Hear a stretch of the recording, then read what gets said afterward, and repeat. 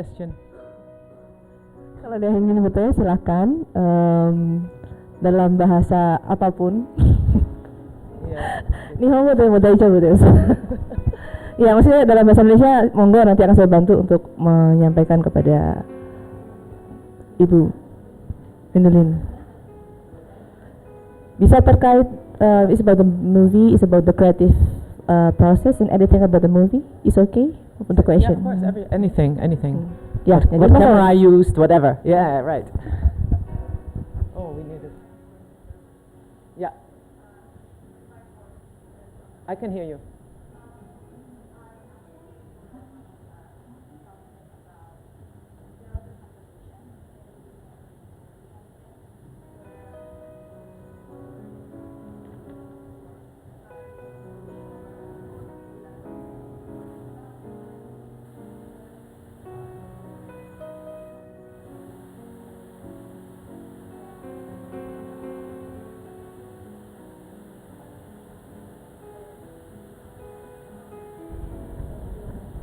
Yeah, in the beginning, yeah.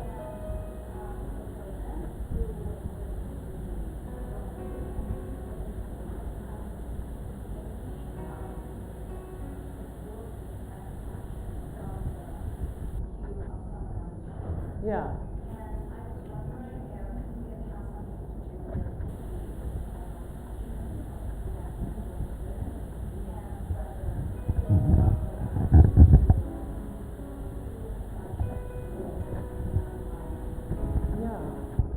Nice.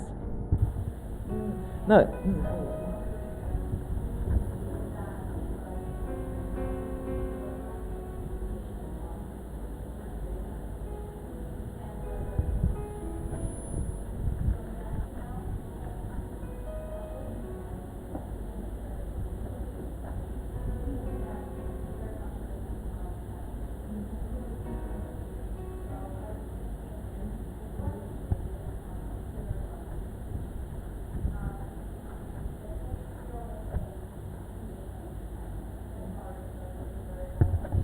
No, I really liked it because you obviously listened very well.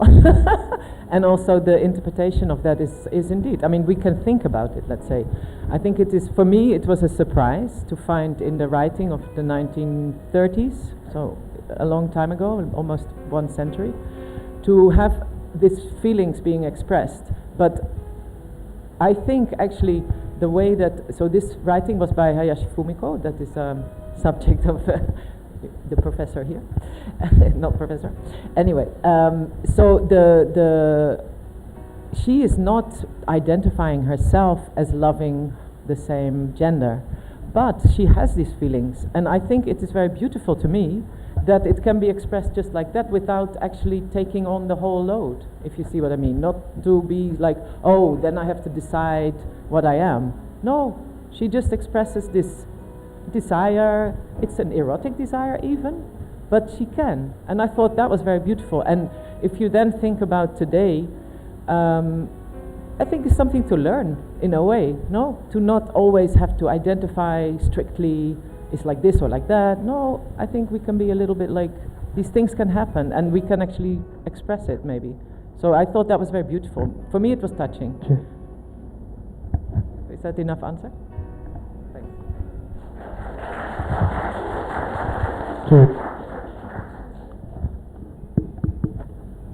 Yang lain mungkin ada yang tidak ditanyakan?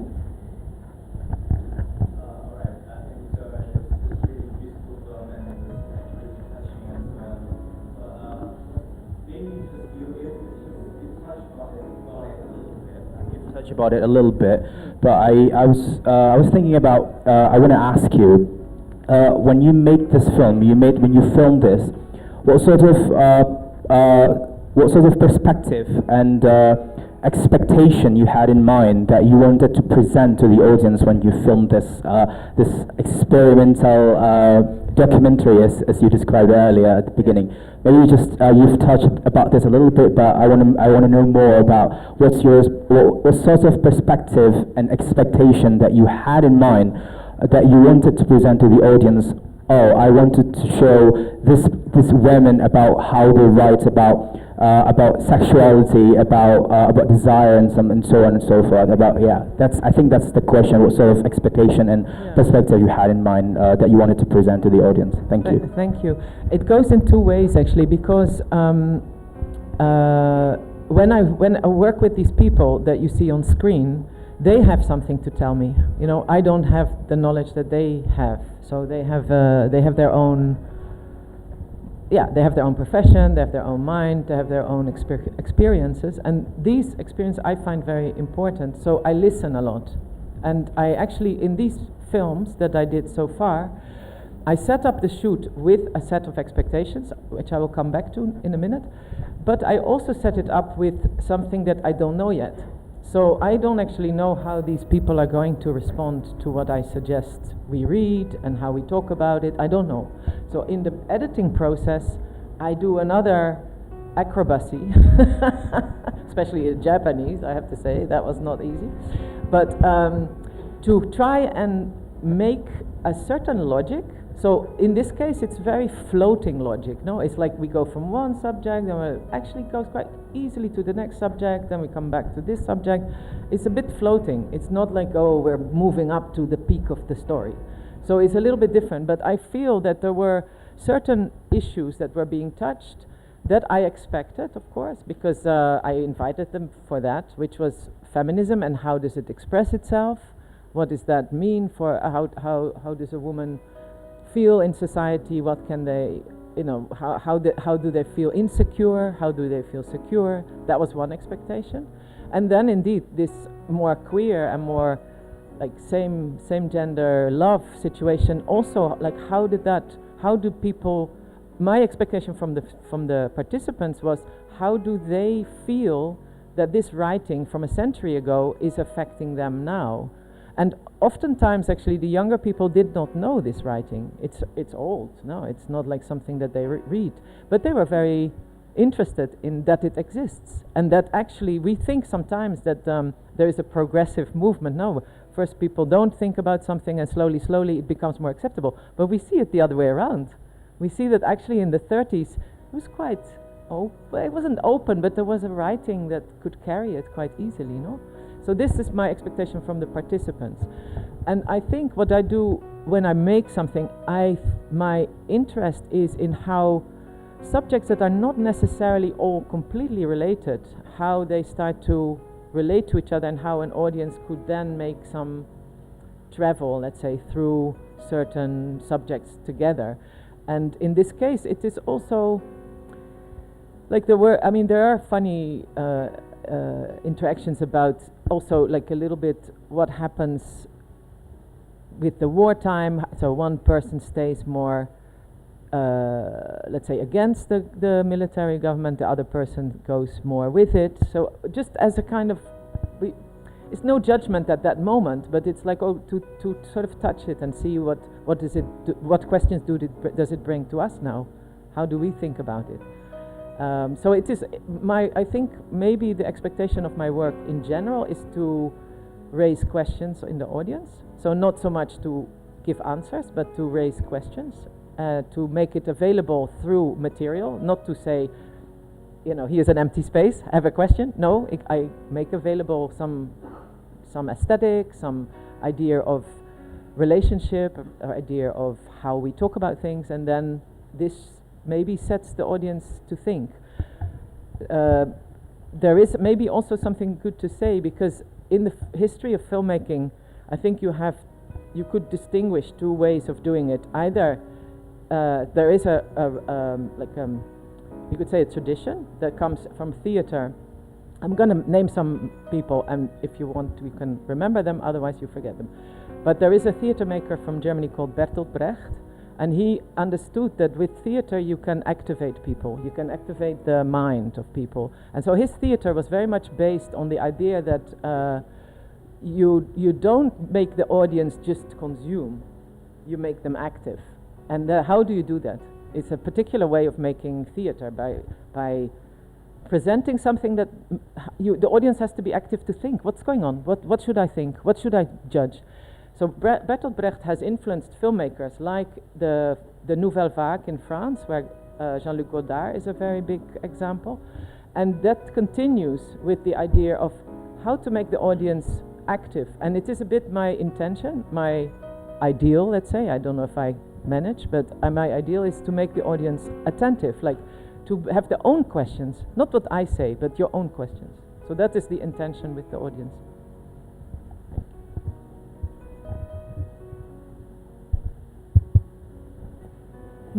Maybe you can about another question before Yeah, you sure. move to your Or do you want me presentation. to, you know, I'm fine actually. I like questions. Mungkin satu lagi sebelum nanti kita masuk ke ada sedikit materi dari Ibu Wendelien ya. Nanti monggo. This one. And then maybe I should talk a bit more with I forgot.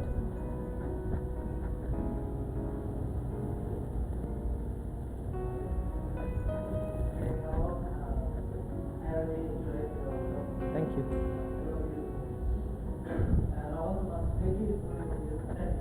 That's fine.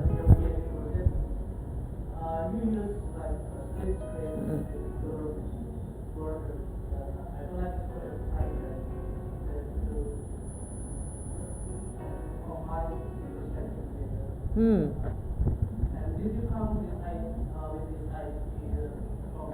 Hmm.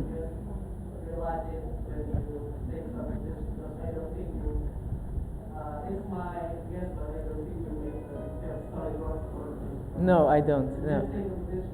Yeah.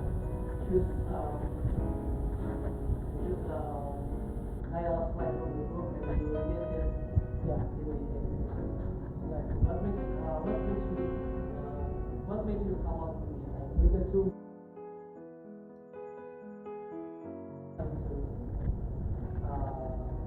Show which and then how you arrange the dialogue.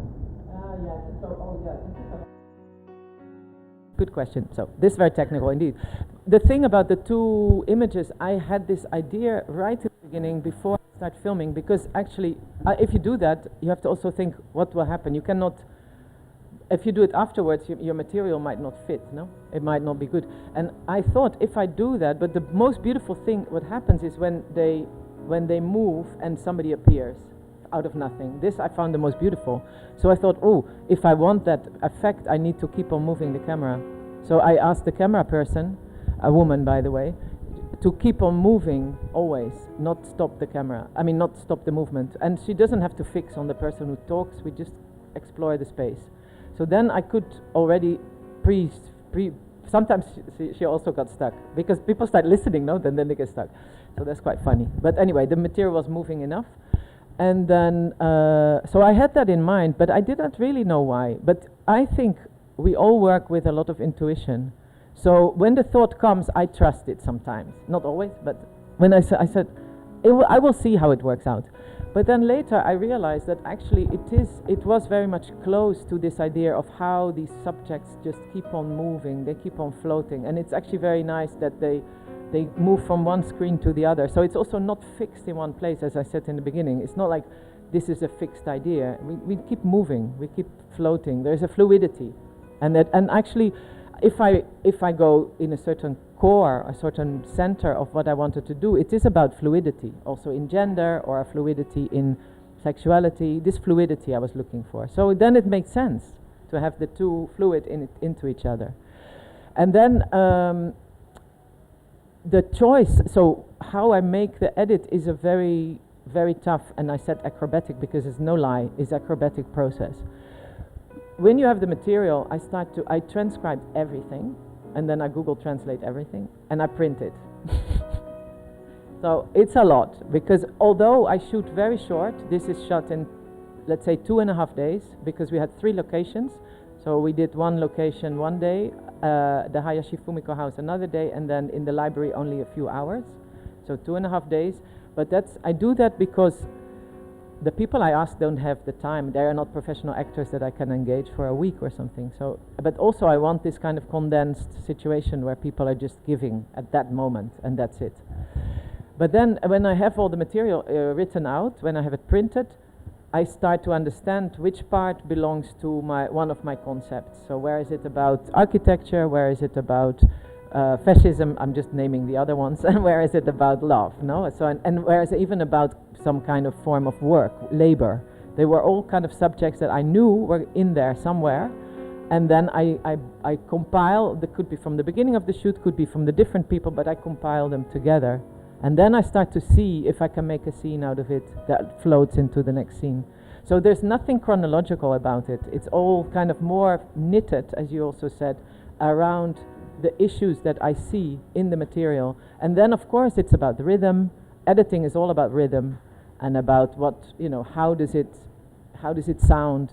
So it is a lot of work, because you might think this is exactly what I want them to talk about, but they say it in a way that does not fit the rhythm at that moment. So you have to look for another moment, or you have to forget about it.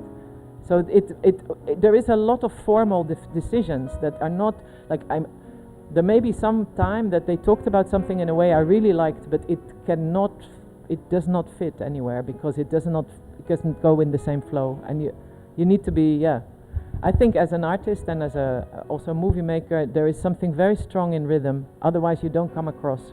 It doesn't work. So that's the technical. Thank you. All right. Okay, so maybe we can show you. So I had a little presentation also prepared, so that we can also talk a little bit more. So it's actually two very different things. One is that I wanted to show you how I show these pieces in space, because as was already said before, I use architecture as one of the forms. So not only the architecture I film in, that is a very important part of the filming. What kind of architecture is it? What is the significance of that architecture? But also show it, I make architecture which I like. But it also means that architecture is something that controls is a negative word almost, but it is to guide people through space. No, you come in, and if the chair is, so if you have a door and the chair is there, you have to turn around the corner to sit down. If the chair is there, you go there to sit down. If the screen is right in front of you, you walk towards it. But if you walk into a space and the screen is behind you, you make another movement. And then you can also create intimacy, or you can create openness with the space. And I think that's, so what I wanted to show you is the exhibition that I made in Tokyo, because in that exhibition, actually the other one, that's not the one. Sorry. This one, yeah. So, can I have it open in Acrobat or something? Or can I have it? It's okay, I can do this. It's fine, it's fine, it's fine. Sorry, I don't want to be too fast. No, it's fine. I'll scroll, it's okay. I'll just stand here if you don't mind. So the exhibition in Tokyo was in a large museum, and then the museum has different spaces. So imagine like this is one of the spaces, then the corridor is another space, and then it goes on that side. And I thought to unify the spaces, I put another space inside it that cuts through all the walls. And it was a, what do you call it? It was a wait. What do you call that? When it has like five corners. Yeah, it's not octagonal, it is actually pentagonal. It's pentagonal. Then it has 5 corners and 5 planes. No, so I dropped that image of the pentagon into the space, and then you make all these corners and then in the wall that I've dropped down, I made holes and doors. So to look through and to open. Again, it's for the audience themselves, so the activity of the audience to make a route, to say, oh, I want to go through the door here, and also to make frames of things that are somewhere else in the space. So we never have one work only. And when we came in, oops, I'll probably get that away. When we came in, there were these headphones, so that everybody has their own headphone. And with the works, we have only little holes to plug in the headphone. So that there's 2 works that have open sound, and there are 4 works that have the sound on headphones, so that we don't disturb the sounds. Because it's one of the things to show film in an exhibition space is sound is very complicated. It's usually also acoustically very complicated. So that's why we did personal headphones in this case. And so if I go a little bit quicker, So when you turned right, you saw this, so you can go through the wall, or you can stay on this side. And then there was a frame, and this work actually has two screens, and it is also the idea that you don't see them together. You concentrate on one, and you can see the other or not see the other. And this work is about the colonization of the Dutch in Brazil, which was something that I only learned about very late in life, and I was very surprised that the Dutch were absolutely everywhere. I'm so sorry. I apologize here for my whole nation. But the work is also a little bit similar, that there were texts compiled and they are read out on the side, on this side, and there was a discussion around the table about these issues. So, and the work already in itself had this format. So when I show the work somewhere else, it's an older work from 2006. I already had the frame in the middle between, so it just was perfect with my architecture idea that I made the frame in the wall. And then another thing I did is I built this study room beyond this wall. So a part of the exhibition is somewhere where there are books of the background of the works, there are catalogs of my work, there are catalogs of the works that are being discussed in the work. There was, for instance, in this case, because we're also showing the work you just saw, there were the books by Hayashi Fumiko and by Miyamoto Yuriko, and people can sit down there and spend time reading. So that is something I like, to have also another form. So again, it's not like just consumption, you go in and consume the works, but there is an activity. You take up a book and you start reading, or you sit down and you watch it and then you start thinking about it by sitting in the study room, something like that. So the study room is that. In the back I also put plants, like these nice plants, so that it feels a bit more homey. And then there was this corridor, so if you imagine it spatially, you see the door, and there is a corridor there outside, and then you come back in, and then, as I said, this was this idea that you turn around. When you come in, you see something else, I'll show you. And then there was the 6-meter screen for this film, so it was bigger than what you saw here, which has another impact. No, scale is also something very important in architecture. How does a body feel as opposed to what is the scale of the thing in front of you? And there was, so this pentagon also repeated itself in these the three pentagons on top of each other, that actually I had designed them to think, I want to use the height of the space. I want people to go up with their body and go down again. But actually became very easy to also use as a sitting facility.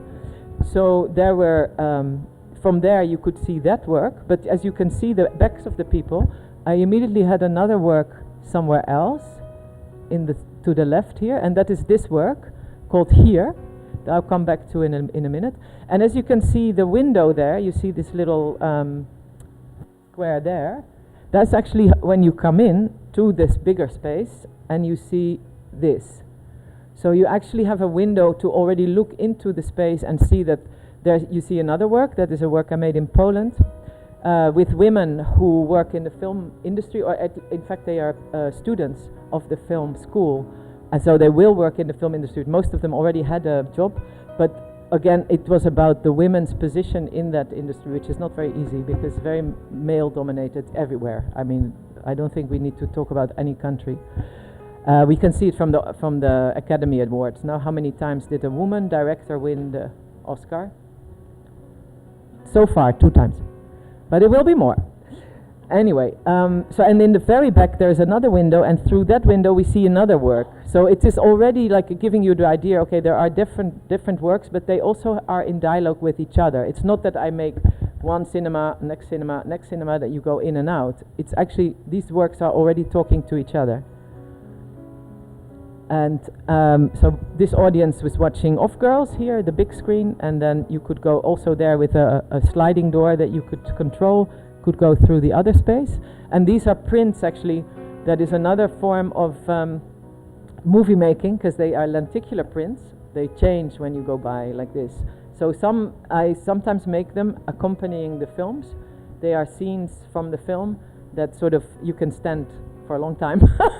So it's like the shortest or the longest movie that you can see in the whole exhibition. And so here you see when you come around the corner, then you have that work. What is another thing about this activity is that the audience becomes also something to look at. No, there is also, you always see the audience looking at something. So there's a certain collectivity in this viewing. It's not you alone viewing something. You're always with other people, seeing the things. That's part of it.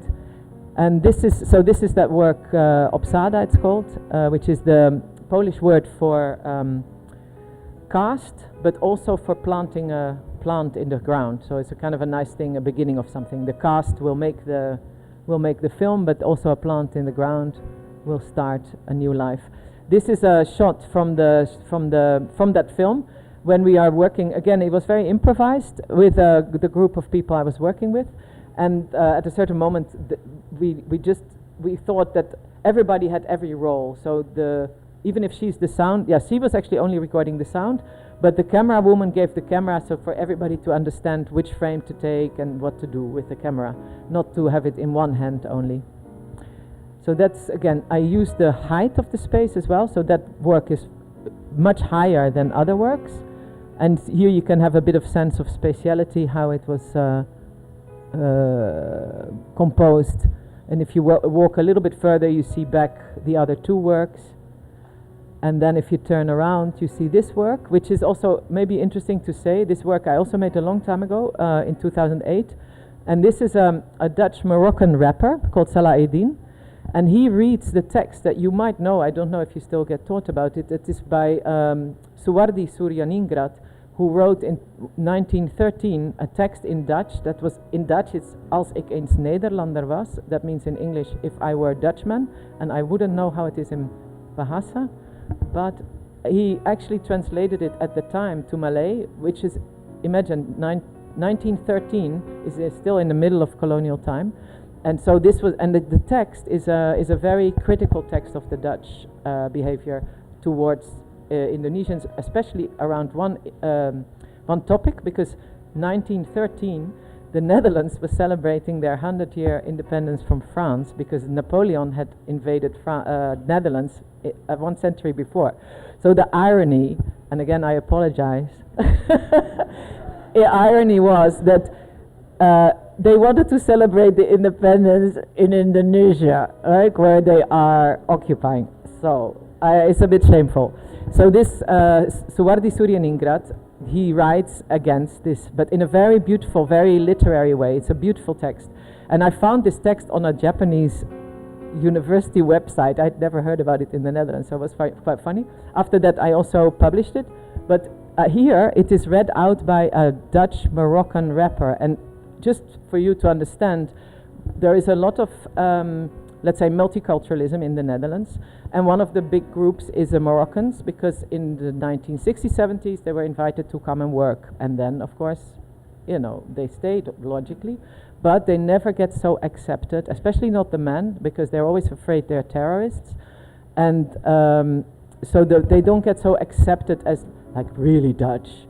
So if this text, which says, if I were a Dutchman, which is spoken from a voice that feels they are not Dutch, but they have to be subject of the Queen. No, there is a certain feeling of they have to be, but it's not. They never will be Dutch, because it was even in the law specified. It sounds, for the man himself, sounds familiar. So I wanted that feeling. I wanted him to understand, and I wanted the audience to understand that actually, have we come far away from that? So that was a bit critical. I was not really loved for it. But it is, I have shown it also in Indonesia, not so often, but in the past. But it's, so it's an older work, but it's important. It was also important to show it in Japan, especially because of the history with Japan, Netherlands colonialism, and Indonesia, of course. And then in the corner, there was the last work called Two Stones, about two women architects. I won't really go into it. Maybe one thing to say formally, in that work, I have made an edit, again, like acrobacy, one image edit and two soundtracks that fit. So you have headphones with one soundtrack and other headphones with the other. And they are two different dialogues and different dialogues. And so I separate here the subtitle from the image, so you can see the two. I mean, this is also not doubled because it is in Japanese and English, but the two above each other are the two different tracks.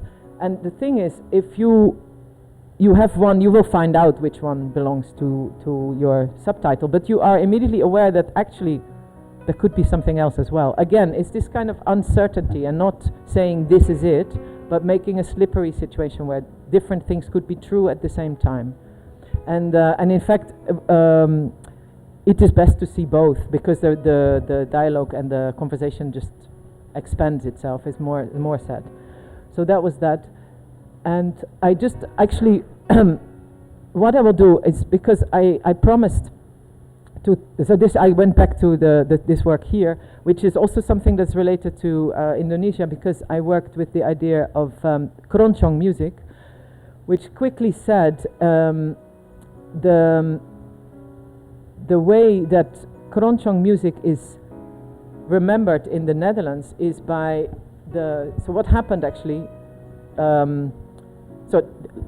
quickly, in the beginning of last century, so 19-something, like 1910 or in 1920s, keroncong music became very popular, but it became popular through the community of mixed heritage people, so people that were Indo-Dutch. I think you say sometimes Indo-Belanda, no? Indo-Belanda, so mixed people. And they made this music popular, and they started to sing in Malay. So that was not any longer Dutch or any local language. It was the language Franca. And this was kind of revolutionary. It was kind of also saying we are a kind of a group by ourselves, kind of. So that was somehow emancipatory for that group that was both discriminated and privileged, no? Because they had privileges in the colonial time, but they were also at the same time discriminated by the white people. So keroncong had that emancipating thing, but when the revolution came here and independence came, many people of the mixed heritage went to the Netherlands. In my knowledge, they were not so welcome in the. They had a choice to become Indonesian, but it was a difficult choice for either the families or for whatever. Anyway, many went to the Netherlands in end of the 40s, beginning of the 50s, and so there was an immigration of about 300,000 people, as I know.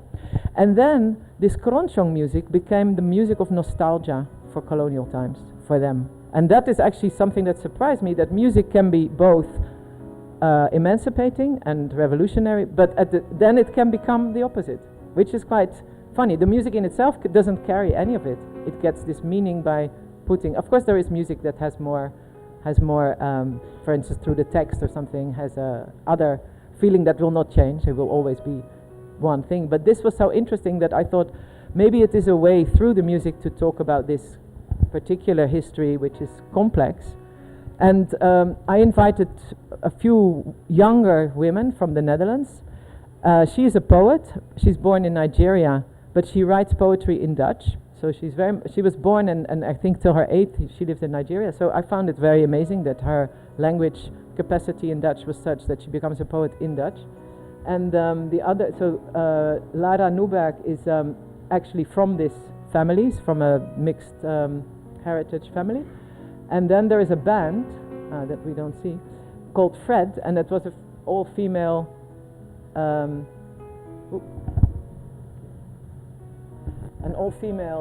band that is them called Fred, and the guitarist is Indonesian. She's from Aceh, and she moved to Netherlands when she was 2 or something, so she has mainly her whole life in the Netherlands. There is a drummer and a ukulele player from Suriname, which was another colony of the Netherlands, but very mixed population. Also, purely because of exploitation, I'm really sorry. But she's from a family that has Chinese, Indonesian, and Afro-Black genes, but it's quite normal for Suriname. And then there's a white Dutch bass guitarist. And this band is really wonderful, and I asked them to improvise on the keroncong music from a long time ago, and then so that was part of the work. And the poster that you see that I put as a kind of a set design is an actual keroncong ensemble from early 20th century. I have a little bit of work. This was my honor for the Dutch pavilion in Venice, but that's another story. We won't go into it. I have prepared something about an Indonesian painter that I would like to introduce to you, who is a woman called Emilia Sunasa, and I'm going to quickly do it. And after that, I want to show you a little bit of this film, so just so you know that we're going to jump a bit back and forth. But the thing I wanted to show you is that I am now busy with that the reason why I'm in Indonesia, actually traveling Jakarta, Jogja and Malang, is because I'm busy with a new work that would include artists from that same period as Hayashi Fumiko and Miyamoto Yuriko, but from Japan, Indonesia and Netherlands. So the three nations that were in war with each other, that were trying to dominate a certain terrain here, or all of them. I want to look at these conflicts through the work of these women. And one of the women I came across is this painter called Emilia Sunasa, and she is a really amazing woman character, very autonomous, very unconventional. She doesn't stick to any rules. So she was, she trains as a nurse, and then she is born in the north, in they say Tidore, but actually there's many. It's a bit of mystery around her, but people say she's born in Manado. But okay, so we see a little bit of history. This comes from a catalogue that was made in Singapore National Museum. They had an exhibition called Familiar Others, in which there were three artists, and Emilia was one of them, to look at how even artists in the last century were looking at others within their own, let's say, country terrain. But what I want to say actually is that she was part of a group that you might know. I mean, the art students among you who know a bit of the history, that the group is called Persagi. Maybe you know, no? Persagi was like the first modernist painting group that was set up by, they say at least, by Sujojono. And here it says August Jaja. And she was the only woman part of that group. So just to remember that there is also a woman. If you learn about the group and they only talk about men, you go, no, there was a woman. And then she, so there's Persagi, and there she is on the right. There's another woman standing beside her. I don't think it's known who that is, but there were other women around, of course, also painting. They just didn't get so well known. So that's one of the things we always notice, that certain histories are written, they're repeated, and then something just seems to be falling out. Oftentimes these are women or other minorities, not the rich ones. So these are some paintings already, but I have also prepared a little bit of... so she painted also. What was important about her, many painters, these nationalist painters, let's say, they were painting scenes in Java from this region, but she paints especially people from other regions in Indonesia, so from Papua, from Bali, from the Moluccan. So that is something that made her special, and also from indigenous groups like the Dayak. This is Dayak wedding also, and so here, for instance, is a newspaper. What to say about her also is that she became, under the Japanese occupation, she became more visible.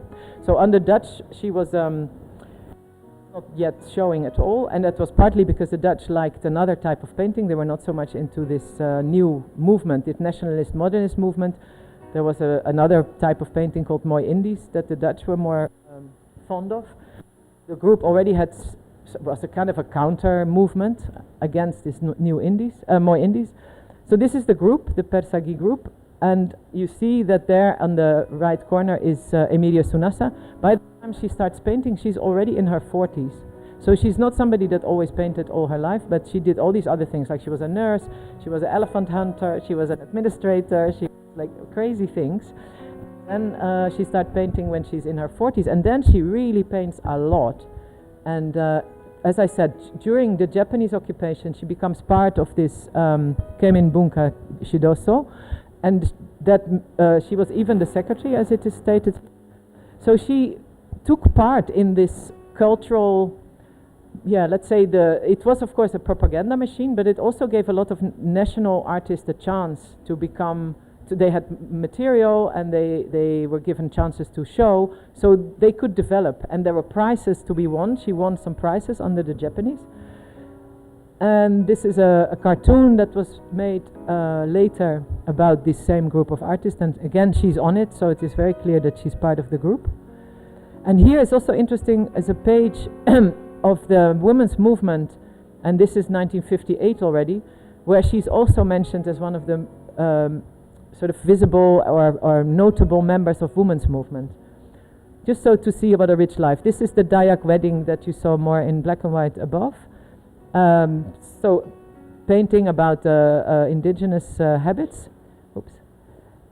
But also like funny still lifes, portraits of people. A very different, so she develops also different styles. She tries out different styles. I find this quite comical and quite funny. And then there's these beautiful, very modernist, very well painted figures. Again, you know, probably like somewhere in another part. This is that famous painting of the two Papuan hunters. And on the back of that painting is a portrait of a white woman. And other than this painting, they didn't find any paintings back that was painted of white people. So it was kind of interesting that this portrait was there. I find it also incredibly beautifully painted and very, very particular. No, her expression is very particular. Again, she often repeated the same painting, slightly different. So she made two paintings of a, what do you call that?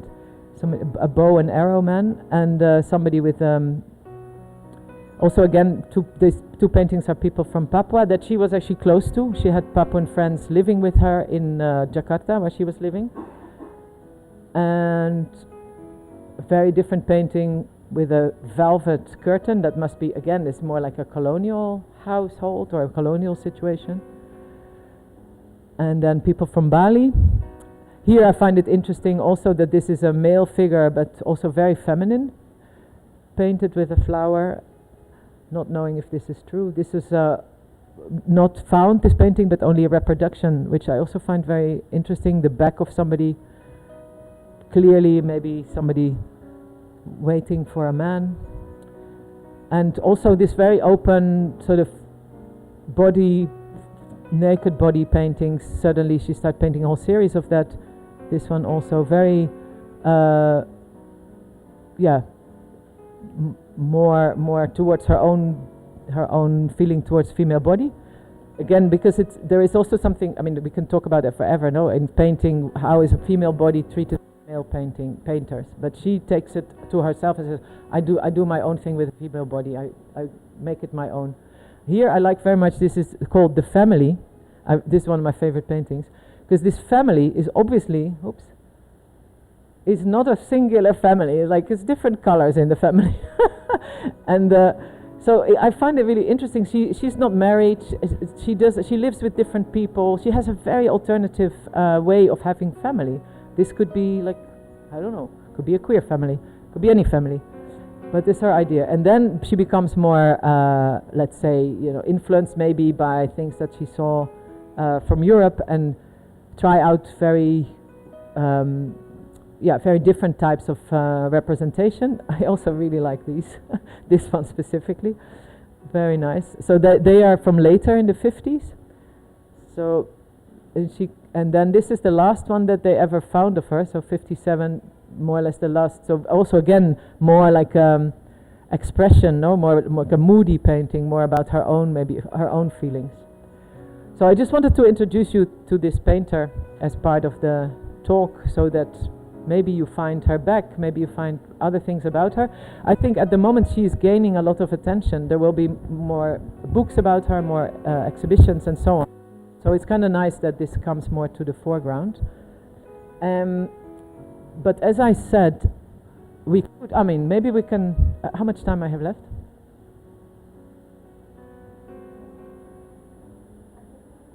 So how much? 10 minutes? 10 minutes. So I would actually like to show you 8 minutes of that film, just for you to get the feeling how I work them with this Kronchong music, if there's anything you recognize, and then we can have maybe 1 or 2 questions after, and then everybody goes to lunch, obviously. So let me do that.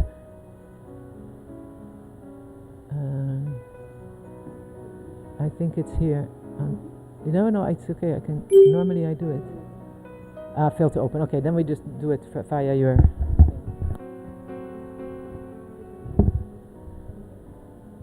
Yeah. So it's fragments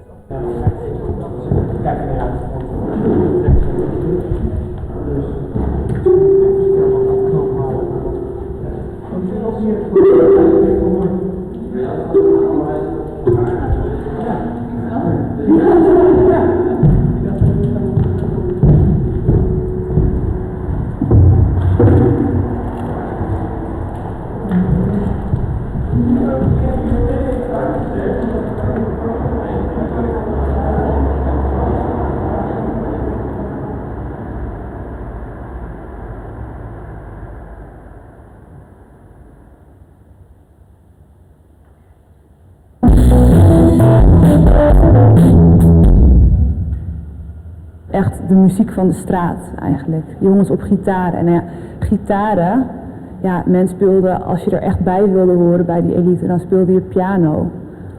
Of viool, of in ieder geval dan misschien jazz.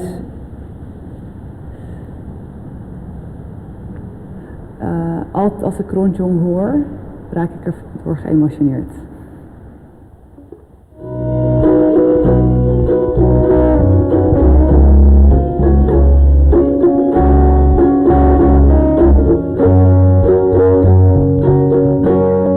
De muziek, ooit populair geworden als nieuwe dansmuziek, in eerste instantie door en voor Indo-Europeanen die, ondanks hun privileges, om racistische redenen juist niet erkend of vertegenwoordigd waren. Nu is het niet meer dan achtergrondgeluid.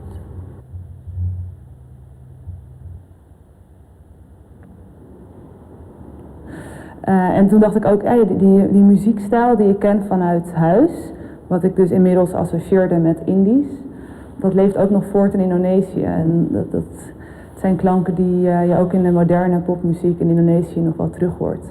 Er zit iets weemoedigs in.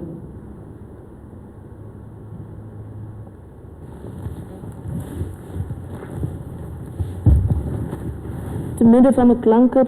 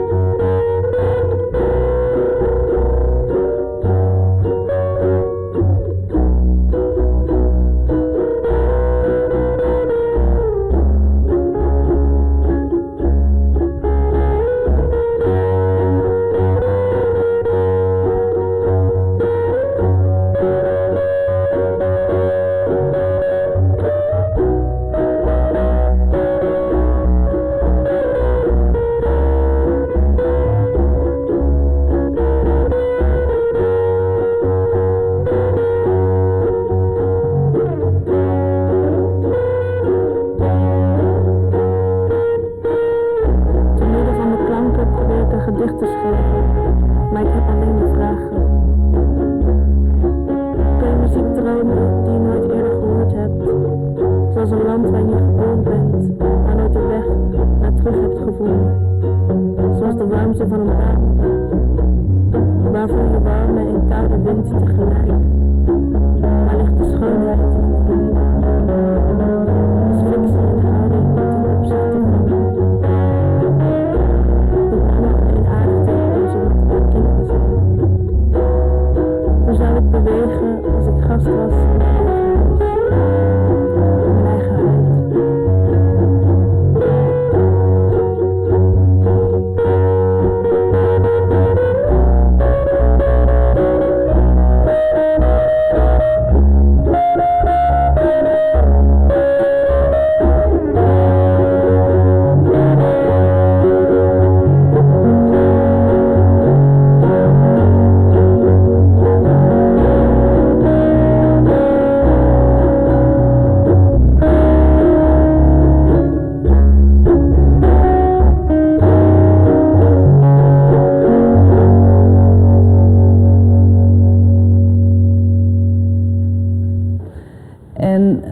Dat concurrerende, dat er iets ontstond wat kon opboksen tegen die hardnekkige ideeën over white supremacy zouden we nu zeggen, maar toentertijd gewoon het beter vinden van wat Europees en christelijk was.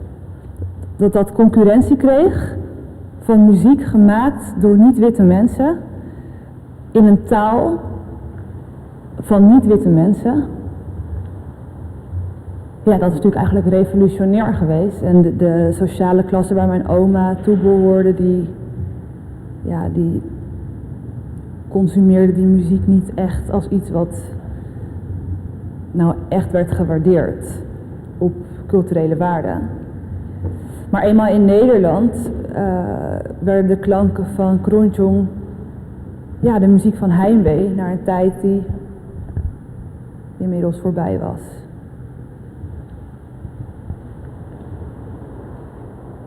Okay, that was,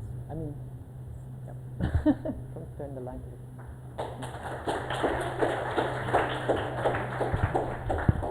So it was not the whole film, but just these pieces what I wanted to show you. The girls are really improvising, so it's spontaneous, no? They're looking at each other how to play further, which I found so touching also, how the friendship between them makes the music. So that was that. If you have any small question, I'm here. Maybe it was a bit overwhelming, no? Iya, jadi ada dua film ya yang kita barusan lihat. Saya rasa baik Bapak Ibu yang di sini maupun teman-teman mahasiswa bisa melihat adanya korelasi bagaimana kedua film tersebut berbicara mengenai perempuan. Ya, bagaimana perempuan, bagaimana tentang adanya isu kolonialisme. Oke. Jadi, monggo ini dari Bapak mahasiswa atau dari Bapak Ibu dosen yang hadir di ruangan hari ini sekiranya ingin menanyakan baik terkait dengan isu feminisme, kolonialisme ataupun terkait dengan dari yang dilakukan oleh Ibu Wendelien dalam proses beliau membuat film tersebut. Oke, silakan.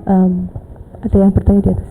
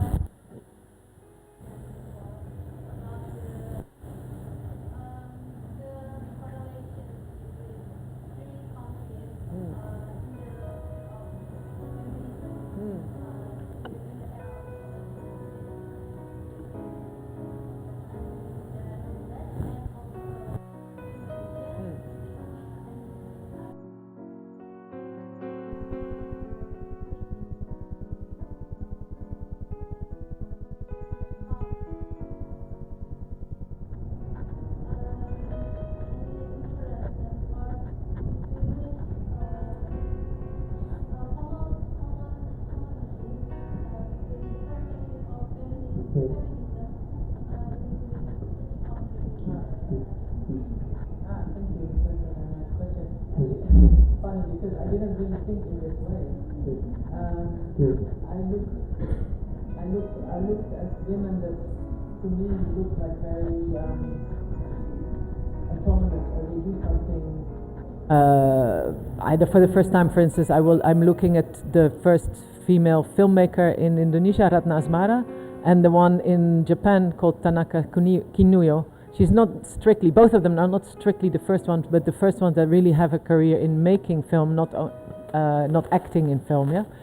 So I feel that they don't express themselves about how they look at feminism, but their action in life or how they live their life, to me, is feminist. No, it's like it was against, that's the thing, they had to work against a lot of let's say counter wind, no, to be able to do that, because they were not really invited to do that. And so the character, and same with Emilia Sunasa, is such a interesting woman character. I don't think that in her time she might not even identify herself as a feminist. You know, some people did, obviously, that they exist too, but I'm actually interested in characters who somehow they spring out, they do something quite interesting, and maybe they don't identify themselves, or they don't define themselves as feminists. So I didn't look at like what are the similarities between them. For me, the similarities between them is their strength and their, let's say, boldness to do what they are not supposed to do, because they're supposed to be maybe housewife and serve the husband and so on, and they don't do it. They do something else, something creative, and they have a strong voice. Another one is the writer Suwarsi Jojo Puspita, that I think also is an amazing example of somebody here writing in the 30s and 40s, and also taking on quite a political position, like what she thought about. Yeah, I'm still much in the process also to discover, you know, how to find what is between these women, and how, if it does make sense even to bring them together. But I find it interesting to look at this conflictual time, not at the war, not at the violence in that way, but these women trying to do their profession or to their passion, and then to see what is the background, no? Like I said, Emilia Sunasa, she also makes use of the fact that the Japanese are here giving this opportunity to artists. I don't think she particularly was into the Japanese occupation. I've seen letters of hers where she condemns this, but yet, you know, it was also opportunity. So I find this kind of interesting. It's not so very strict. I hope that answered a little bit.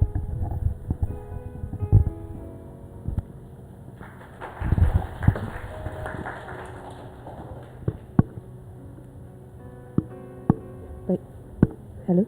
Okay. Baik, ini bunyi nggak sih? Mohon maaf. Baik, mungkin untuk yang lain ada yang tidak ditanyakan dari Good morning, Wendelien. My name is Pukul from Kacamata University. I am interested about your films in first and second. And in second film, I talk about keroncong. I am a keroncong music player too. Yeah. I'm violinist, and I think keroncong is a very special music in Indonesia. Yeah. This is we can put traditional views in modern instrument. Then this is a melting pot, Indonesian and Dutch. So this is not just about confrontation. We can meet and very, very beautiful in keroncong. Yeah. And I have a question. From what you can you hear keroncong and your interest about this music, maybe from your mother or father, your grandmother, and what you feel about keroncong if you hear and maybe you, yes, have one song about keroncong music that you like, maybe. Myself, you know what, I think that the difference is that in the Netherlands, keroncong did not develop. So the keroncong that is being played is only from the past. And so it is not a music that is very much alive. And that's why it became nostalgic music. So it's not so, like here it developed, and it's a different, you could almost say like two paths.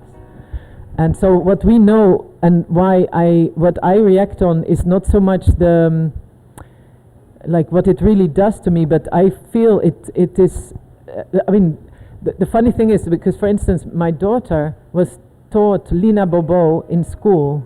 So Lina Bobo is in the Netherlands the most famous keroncong music, but it's from so long ago and nobody renews this music.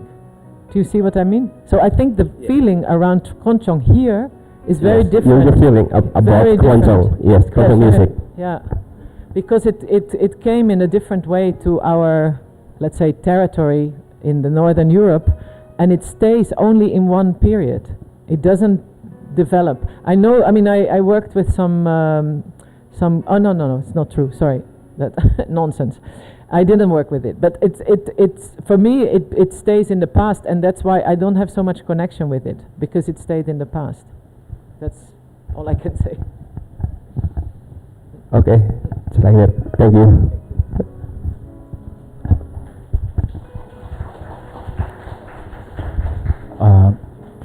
Thank you.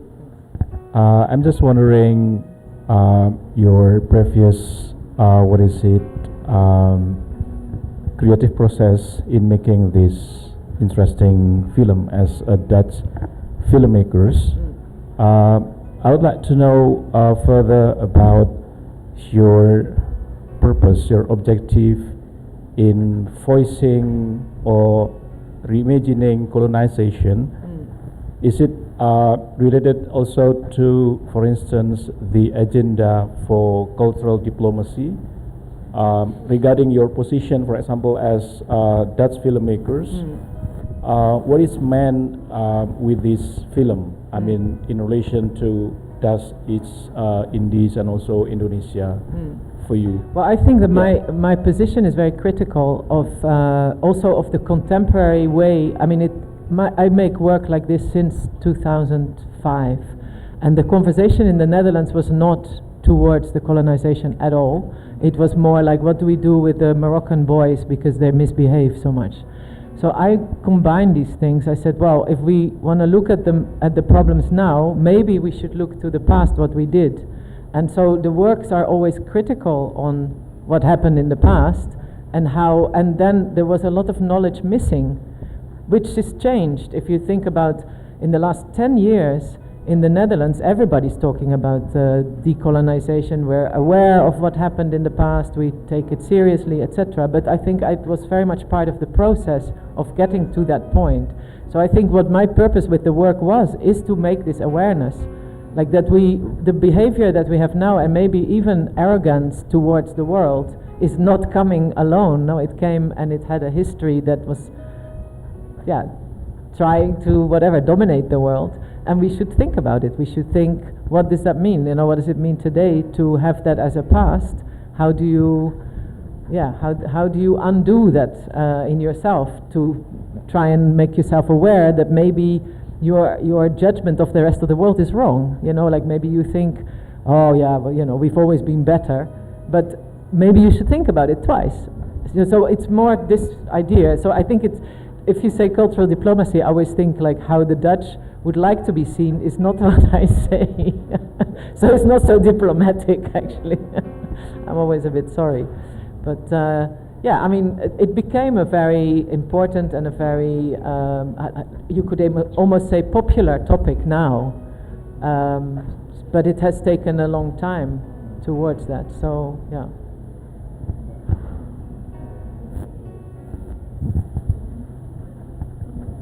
Okay. Okay. Okay, is there any other question from the audience? Okay. If not, I want to ask about the architecture aspect that always project in your movie, in the first movie and the second movie, and how you make correlation between the architectural aspect and the issue about feminism, about colonialism as part. Yeah. So mostly the location where I choose to film has a meaning architecturally. Either it was a building, like the last film you saw is filmed in a museum that was in renovation, the museum in Arnhem. But actually before it became a museum, it was a gentleman's club that was set up by people coming back from the Indies, from the Dutch Indies at the time, and they were not so welcome in the bigger gentleman's club. So this has a very particular feeling, and I found it very interesting. Also, the architecture later in the film, also Lara says, actually it reminds me of Kota Tua in Jakarta. So even she could relate the architecture to here, which was quite interesting. So that kind of meaning I like to put in the location that I choose where I shoot it. I never shoot it in a neutral place. It always has some meaning. In the other film there was the library that was a present by the city government to the people after the war in Japan, like that everything was bombed in Tokyo, and then one of the presents back to the people was a public library, which I think is actually quite beautiful. And it was built by an architect who worked with a famous internationally known modernist architect, Le Corbusier, in Europe, and so he was also of some kind of stature, etc. So there's always like reasons behind, and of course some of it you will notice, you will feel it, and some of it will just be a hidden reference. So yeah, that's a bit how I work with it. There's another, because if I speak from the literature perspective, I see in this room is many from the Japanese literature program, and maybe some of us is majoring in literature, and how the setting from the movie or the film is having some specific purpose and a meaning, and just not like just a place or a box or something. The movie maker itself having a purpose, why we have to take the shoot in this place, what the meaning behind the story, what the story that the place has, that will be correlated with what the movie maker is want to say to the audience. Says like this, yeah. Mungkin itu yang bisa diperhatikan juga ya untuk teman-teman yang sastra maupun teman-teman yang seni. Saya rasa bahwa segala aspek dalam proses kreatif itu pasti ada purpose-nya, ada maknanya, mungkin seperti itu. What was very beautiful about Hayashi Fumiko is that she built her own house, so she was her own architect, and we could film in that house, so that's of course very beautiful. Okay. Baik, kita masih ada waktu. Bagaimana?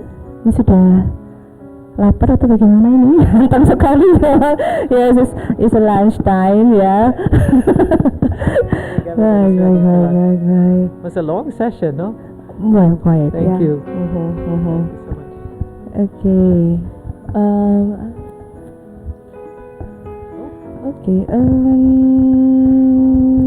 Yeah.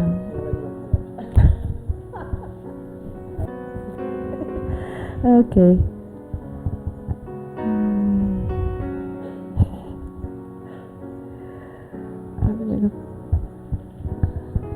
Baik, mungkin dari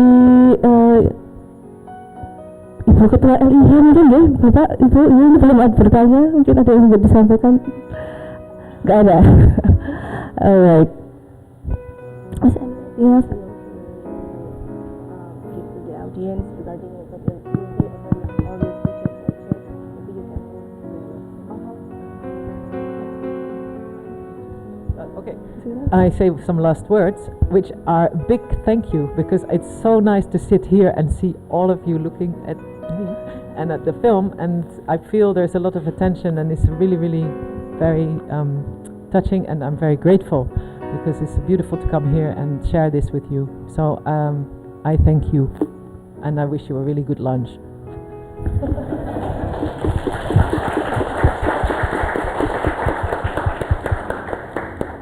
Baik, terima kasih untuk atensi dari teman-teman mahasiswa dan Bapak Ibu sekalian. Untuk selanjutnya saya kembalikan ke Bu Resta untuk menutup kegiatan kita hari ini. Oke, terima kasih banyak. This.